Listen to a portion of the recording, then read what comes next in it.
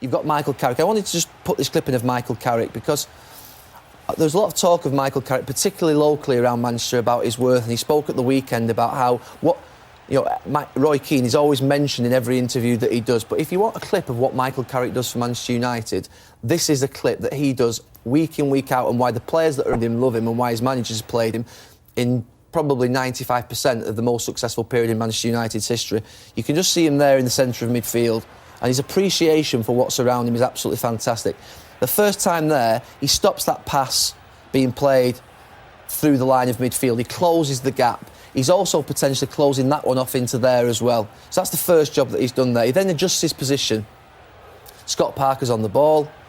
He takes it back, and then he closes off that gap again, and again just moves his position across to make sure that ball can't get easily into feet. Now Scott Parker comes back and moves it into Dembele, and you see him now switch across to the left-hand side and close off that pass now. And this is not groundbreaking stuff.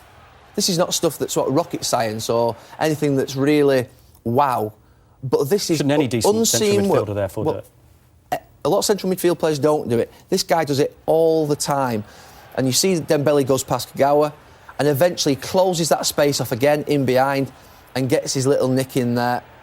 And that's the job he does for Manchester United. And yesterday he was outstanding in that match. And in terms of what Phil Jones did on the other side, Michael Carrick did on the side with Lennon. Aaron Lennon had a really good game and gave Patrice Evra real problems throughout. But Michael Carrick was the one who came across, wasn't afraid to depart his position.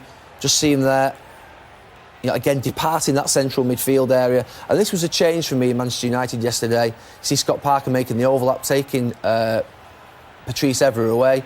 And Michael Carrick's there, one-on-one against a player who's much more quicker than him, and he does his job.